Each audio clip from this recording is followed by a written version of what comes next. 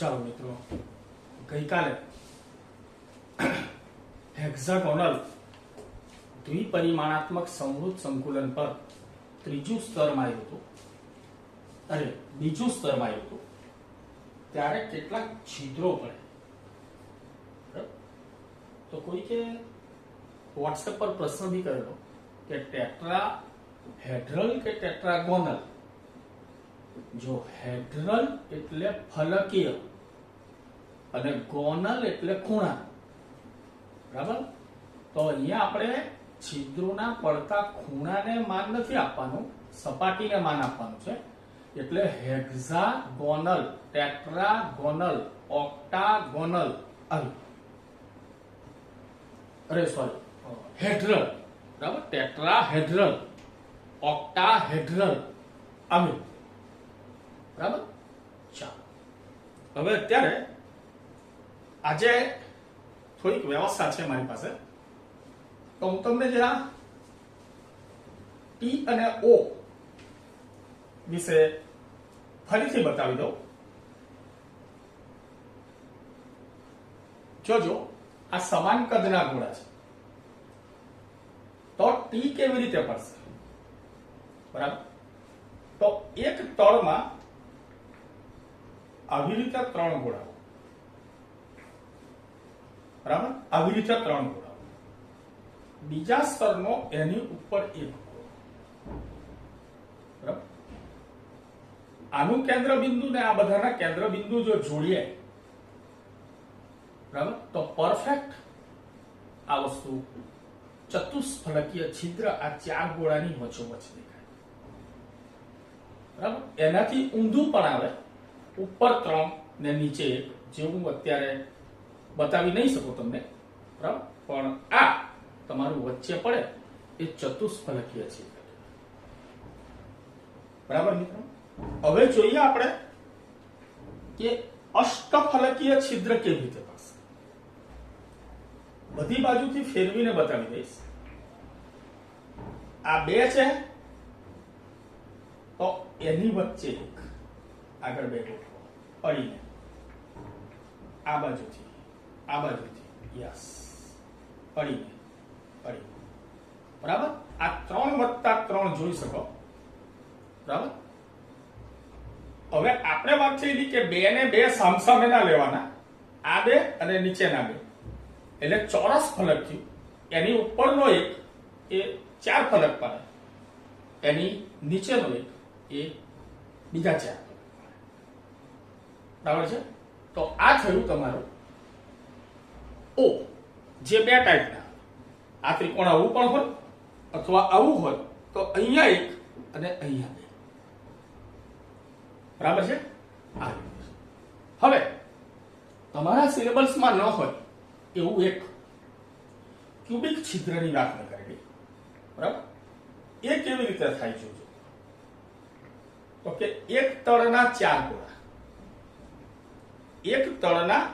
ગોળા, એની ઉપર આપણો આદિમ બીજા 2 ગોળા, અને પાછળ પણ બીજા 2 ગોળા. આ એક આદિમ કોષની વ્યવસ્થા થઈ, જોજો જરા ધ્યાનપૂર્વક. અને એની વચ્ચે જે પોલાણ પડે, બરાબર, 8 ની વચ્ચે, એને ક્યુબિક છિદ્ર, જે સૌથી મોટું છિદ્ર ગણી શકાય, બરાબર. સૌથી મોટું, કારણ કે 8 ગોળાઓ વડે T4 વડે પડે, અને તમારું ક્યુબિક છિદ્ર T4 વડે પડે, O6 વડે પડે, અને આ તમારું ક્યુબિક છિદ્ર એ 8 ગોળાઓ વડે પડે, બરાબર. તો વિધિવત આટલા છિદ્રો સ્ફટિક લેટાઈસની અંદર આવતા હોય છે, બરાબર. 3 પર 1, અથવા ઉપર 3 નીચે 1, 3 પર 3 ઊંધા છેતા, બરાબર.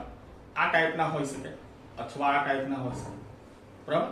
તો ઓ પડે, પછી 4 પર 4, બરાબર. તમારા ટોટલ 4 પર 4 થઈ જાય, 4 ની ઉપર 4, બરાબર. તો વચ્ચે ક્યુબિક છિદ્ર, બરાબર.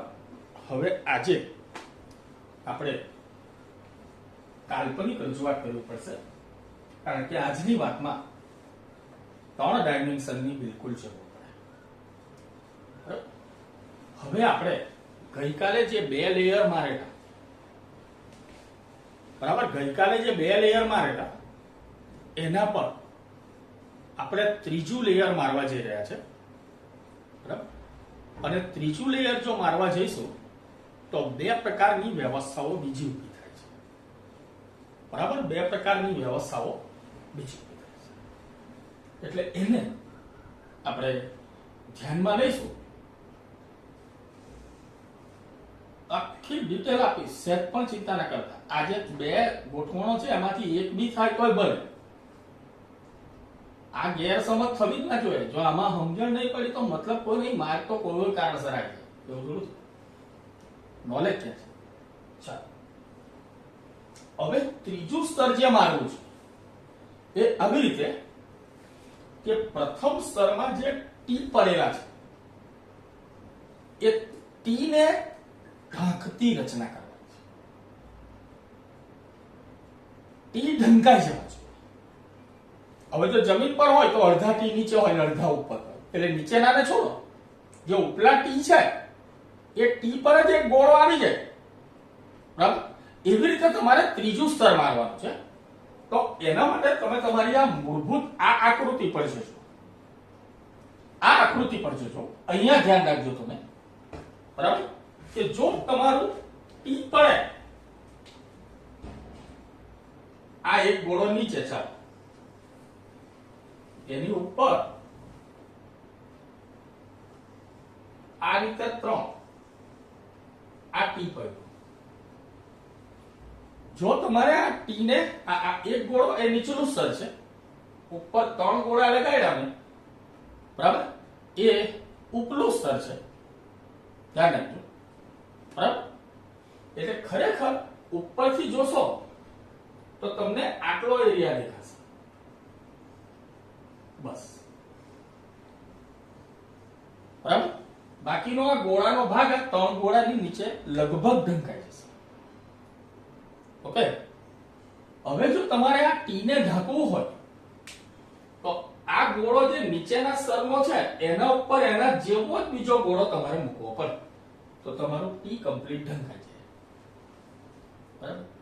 હવે તમારી આકૃતિની અંદર તમે ટી ને ઢાંકતી વ્યવસ્થા કરો, બરાબર. એક સ્તર નીચલું ગણો, એક સ્તર ઉપલું ગણો, એ જાતે જ જોવું પડશે એમની. એક સ્તર નીચલું ગણો, એક સ્તર ઉપલું ગણો, અને ટી ઢંકાય એવી રીતે ત્રીજું લેયર મારો. તો ત્રીજું લેયર મારશો તો ચકાસો કે તમારા પહેલા લેયર ને જેવું જ ત્રીજું લેયર આવશે. ચેક કરો, બોલો. પહેલા લેયર જેવું તમે ત્રીજું લેયર જો મારશો તો બધા ટી ઢંકાશે. અત્યારે ઓ ની વાત બિલકુલ કરવાની, ઓ ની વાત અત્યારે બિલકુલ કરવાની. તમારા બધા ટી જો ઢાંકવા હોય તમારે તો પહેલા લેયર જેવું ત્રીજું લેયર તમારે મારવું પડે, બરાબર. સમજી ગયા વાતમાં? ઓકે. ટી ઢંકાઈ ગયા, ઉપર કોઈ ટી દેખાતા નથી, તો ચોથું લેયર પાછું બીજા જેવું મારો. એટલે પાછા 2 ટાઈપના ટી પડશે, અડધા નીચે અડધા ઉપર. એટલે ઉપર તમને પાછા ટી ખુલ્લા દેખાશે. પાછું પાંચમું લેયર પહેલા જેવું મૂકો, પાછા ટી બંધ કરો. ટી પડે ટી ઢંકાય, ટી પડે ટી ઢંકાય, બરાબર. તમારી એક સ્તર એ એના પર બી સ્તર લગાવતા ટી પડે, પણ પાછું ત્રીજું સ્તર જે એના જેવું મૂકશો તો બધા ટી ઢંકાઈ જશે. પાછું બી ના જેવું મૂકશો તો પાછા ટી પડશે. પાછું એના જેવું મૂકશો, પાછા ટી ઢંકાઈ જશે, બરાબર. અને આવી રીતે એક વિશાળ પદાર્થની રચના થાય, બરાબર. એક થાય તો એક કશો વાંધો નહીં, બરાબર. આવી રીતે એક વિશાળ પદાર્થની રચના થાય. બીજું આપણે આખી જાડી રચનાને ધ્યાનમાં લેવાની છે. એ પ્રમાણે આ વસ્તુઓને આપણે સમજવાની હવે કોશિશ કરીએ. પહેલા વાત એક ખાસ અગત્યની વાત કરી કે આ પ્રકારની જે વ્યવસ્થા છે ટી ઢાંકતી રચના, બરાબર, એનો વાસ્તવિક ઘનમાં સમાવેશ થતો નથી. બરાબર? એને જે તૈયાર થતી જે રચના છે એને HCP કહેવામાં આવે છે. HCP hexagonal close pack arrangement, 3 પરિમાણમાં, બરાબર, હેક્સાગોનલ ક્લોઝ પેક એરેન્જમેન્ટ 3 પરિમાણ, બરાબર. છતાં હું તમને કહું છું કે આ બિનઘનીય વ્યવસ્થા છે, બરાબર, કારણ કે આ રીતે ગમે તેટલા તમે લેયર મારો, સાંભળજો બરાબર, આ બાજુ સાંભળજો, તમે ગમે તેટલા લેયર મારો તો પણ કોઈ સમઘન બનીને એના 8 ખૂણે 8 કણો આવતા, બરાબર. માટે આ બિનઘનીય પ્રકારની વ્યવસ્થા છે, બરાબર. માટે કેટલીક ધાતુઓ એવી છે કે જે મૃદુ છે, પકડો તો વાળી હોય તો વાળી જાય, તૂટી બી જાય. ઝીંક, મેગ્નેશિયમ, બરાબર, આ બધી ધાતુઓ એ આ વિભાગમાં સમાવેશ પામે છે, બરાબર, કે જેમાં ચોક્કસ પ્રકારનો એકમ કોષ ઉત્પન્ન થતો નથી. 8 ખૂણે 8 વ્યવસ્થા આવે એવું બિલકુલ બનતું, છતાં આ વસ્તુનું અસ્તિત્વ છે, બરાબર. એટલે એનો અભ્યાસ આપણે કરવો પડે, બરાબર. સતફલકીય ત્રિપરિમાણીય સમૃદ્ધ સંકુલિત રચના. સટફલકીય ત્રિપરિમાણીય સમૃદ્ધ સંકુલિત રચના, બરાબર. HCP hexagonal close pack arrangement, બરાબર, હેક્સાગોનલ ક્લોઝ પેક એરેન્જમેન્ટ. ઓલરાઈટ, બરાબર. હવે જરાક ટેક્સ્ટ બુક માં જોઈ લઈએ અને બીજી રચના પતે એમ છે તો પતાવી દઈએ, બરાબર. એટલે અગત્યનું કામ પૂર્ણ થાય છે. સમચતુષ્ફલકીય છિદ્રોને ઢાંકતા.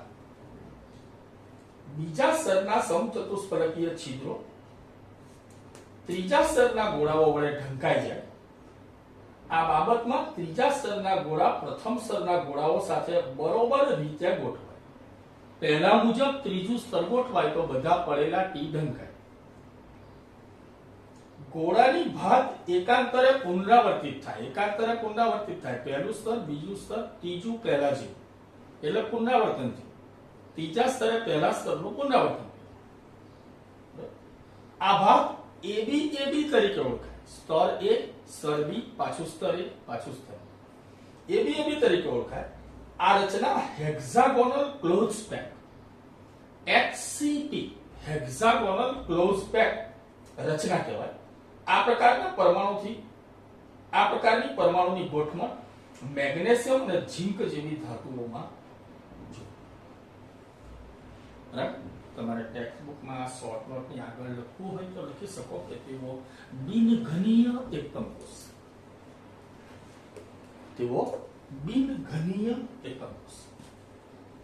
તેઓ વાસ્તવિક ઘનમાં આવતા નથી. તેનું કારણ ફક્ત એટલું જ છે કે એમાં 8 ખૂણે 8 પરમાણુ થાય એ પ્રકારના એકમ કોષની વ્યવસ્થા થતી, બરાબર છે. હવે આપણે બાકીની જે ડિઝાઇનો આપેલી છે, બરાબર, એને સમજવાની કોશિશ કરીએ, બરાબર. જરા ધ્યાન રાખજો.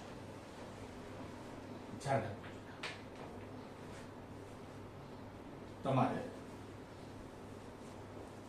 એક આ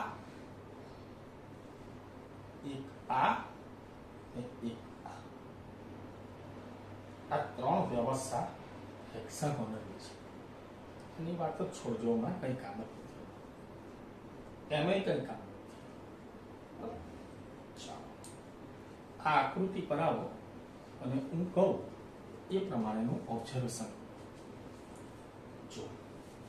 એક પહેલું સ્તર એ જે છે એમાં એક ગોળાની આસપાસ 6 ગોળાઓ છે, બરાબર. અને એ 6 ગોળાના કેન્દ્રોને જોડીએ તો ષટફલકીય વ્યવસ્થા એના પર બીજું લેયર આવા 3 ગોળાનું વાકે છે. સ્તર બીજું, બરાબર. તો પહેલા સ્તરનો વચલો એના પર આવા 3, તો ટી પડે અને એ ટી ઉપરના ભાગે ખુલતું હોય એવું ટી પડે. એટલે પહેલા લેયરનો વચલો ગોળો કન્સિડર કરવાનો, બીજા લેયરના 3 એ 3, આ વચલા એક પર આ 3 ગોઠવાય તો ટી પડે. પાછું એવું જ લેયર ત્રીજું મૂકો, એકની આજુબાજુ 6 વાળું, તો ટી ઢંકાઈ જાય. પાછું એના પર 3 વાળું મૂકો તો ટી પડે. બરાબર, આમ ટી પડે, ટી ઢંકાય. બરાબર. હવે તમને એવું થતું હશે કે આ એકની આજુબાજુ 6, આ 3, આ પાછો આ આવ્યું કેવી રીતે? તો આ સંજોગોની અંદર જે તમારા લેયર મારવાના હોય ને, બરાબર, એ લેયર તમે મારો એટલે ઓટોમેટિક પહેલું લેયર એવું જ વાગે કે એકને અડીને 6 આવતા. પછી તમે ટી પાડવાની કોશિશ કરો, બરાબર, એટલે બીજું લેયર એવું જ આવે કે પહેલા વચલા ગોળાની ઉપર આ રીતે 3 ગોઠવા. આવું લેયર લાંબુ હોય, પહોળું હોય, એવી રીતે આ પણ પહોળું હોય, ઘણા બધા ટી પડતા હોય. આ તો એક જોઈએ છે.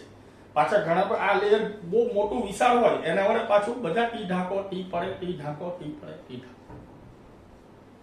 બરાબર, અહીંયા જોઈ લો નીચલું લેયર, એનો વચલો ગોળો દેખાતો નથી, ના દેખાય, સ્વાભાવિક છે. એના પર એક આગળ 2 પાછળ એ રીતે 3 ગોઠવ્યા એટલે ટી પડ્યું હશે, રાઈટ. એના પર પાછો એક વચ્ચે ને 6 આજુબાજુ ગોઠવ્યા, ટી ઢંકાઈ ગયું. પાછું આ જેવું હતું એવું ને એવું જ આપણું ત્રીજું, બરાબર, પહેલા ને બરાબર ત્રીજું લેયર થાય છે. એટલે બીજું ચોથું સરખું, પહેલું બીજું સરખું, પહેલું ત્રીજું સરખું, એટલે પાછો તમારો ઓ શું થઈ ગયો, અરે ટી શું થઈ ગયો, ઢંકાઈ ગયો. બરાબર. અને આવી રીતે જ્યારે વિશાળ મોટા સ્ફટિકની રચના થાય ત્યારે એમાં ઘટક કણોની ગોઠવણ આ રીતે થતી હોય, બરાબર, એમાં કોઈ 8 ખૂણે 8 આવે એવી કોઈ જ વ્યવસ્થા થતી નથી, બરાબર. માટે આને આપણે બિનઘનીય એકમ કોષમાં ગણવું. આ લેયર ફક્ત આટલા ના હોય, વિશાળ મોટા લેયર, ખ્યાલ આવે છે? એમાં બધા ઘણી બધી જગ્યાએ ટી પડે, પાછા પડે ને ઉપર ઢંકાય, ને પડે ને ઢંકાય,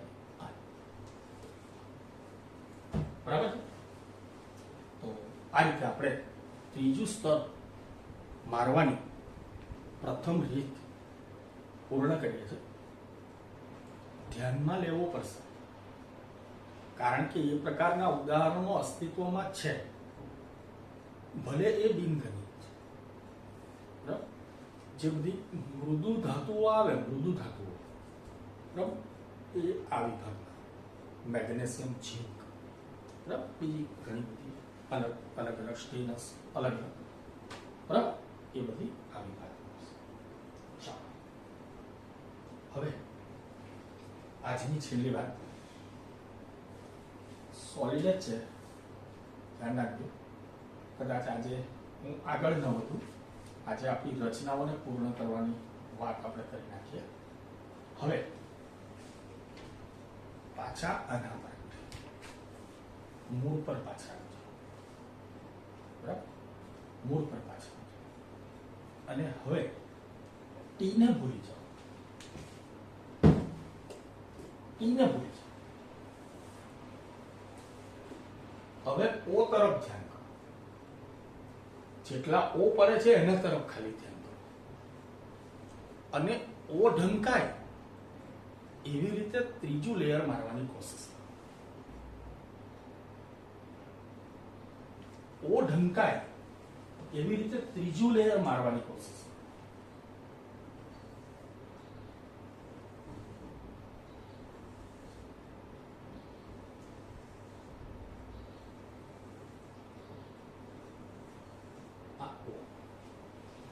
અનુક્રમે 3 પર 3 અલગ અલગ 2 સ્તર છે ઊંધા જતા. કાલે કીધેલું કે એન્ટી ને સેજ સાંકળી ગોઠવવાનું. જો તમારે આ ઓને ઢાંકવું હોય તો આખો નવા ગોળાનું લેયર આના પર મારો, તો એ ઢંકાય. આવા જ ઓ પાછા એ બધે પડતા જ હોય, એટલે આવા લેયર થી બધા ઓ ઢંકાય, બરાબર. આવા લેયર થી બધા ઓ ઢંકાય છે. ક્લિયર? પણ આમાં ત્રીજું સ્તર ના તો પહેલા જેવું છે ના તો બીજા જેવું. તમારું ત્રીજું સ્તર કંઈક આખું અલગ પડે, બરાબર? આખું અલગ. અને જ્યારે આપણે રૂબરૂ ભેગા થઈશું ત્યારે આ એકમ કોષની રચના થાય કેવી રીતે, બરાબર, લાઈવ રૂમમાં તમને બતાવીશ. સમજી. અત્યારે થોડીક મજબૂરીઓ છે મારી, બરાબર, કે આ વ્યવસ્થા હું અહીંયા રૂમનું ડાયરેક્શન કરું, તમને તમારે કઈ ક્યાં બેઠા હોય વસ્તુ ન મેળ પડે. એને અષ્ટફલકીય છિદ્રોને ઢાંકવા, બરાબર. જરા રચના જોઈ લઈએ, પછી જોઈએ તો લખાણ તરફ આગળ વધીએ. બરાબર. આના પર ત્રીજું લેયર મારીને જો તમે બધા ઓ ઢાંકો તો ત્રીજું લેયર તમારું પહેલા કે બીજા જેવું થતું નથી. અને તો હવે અહીંયા આમાં દેખાય છે આકૃતિ.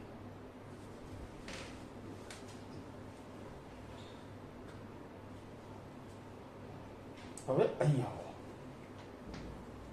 જો એકની આજુબાજુ 6, એના પર એક આગળ બે પાછળ એવું સ્તર માર્યું તો ટી પડ્યો, પણ ટી નો હમણાં આપણે કોઈ મતલબ નહીં. એના પર બીજું એક સ્તર એવું માર્યું કે બે આગળ ને એક પાછળ આવે.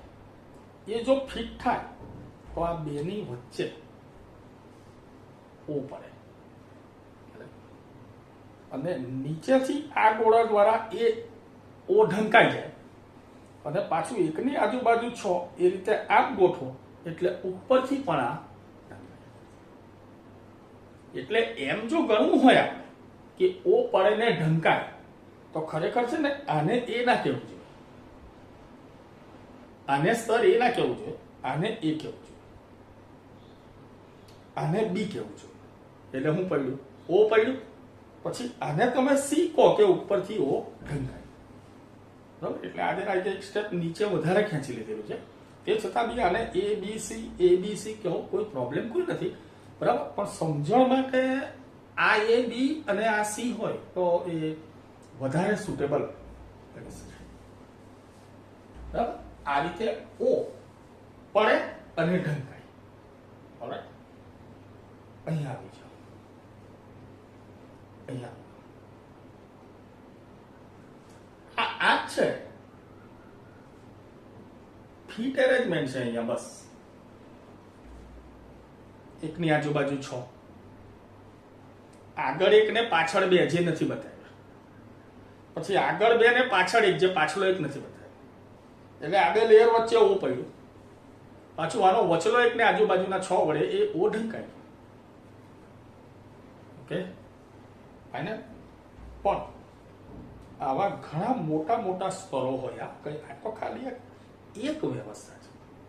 એવું ના હોય એક સ્તર આવું હોય, એના પર બીજા સ્તર આવું મારેલું હોય, આવું મારેલું હોય, ઓ પડે ઓ ઢંકાય, ઓ પડે ઓ ઢંકાય, 1 2 3 1 2 3 એબીસી એવા લેયર મારતું જવું પડે, બરાબર.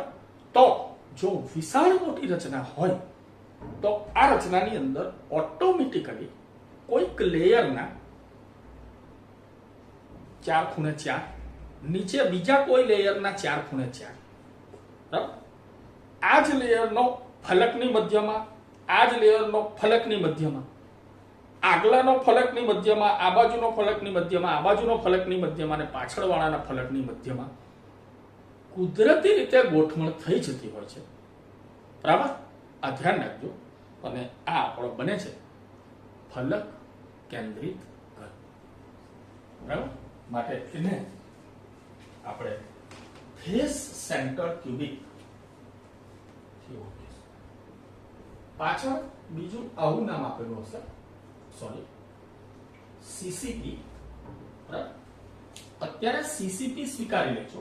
નેક્સ્ટ વિડીયોની અંદર આખું સીસીપી ક્લિયર કરી આપીશ. એનો અર્થ થાય છે ક્યુબિક ક્લોઝ પેક એરેન્જમેન્ટ, બીજું કંઈ નથી. એ એફસીસી નું બીજું નામ છે.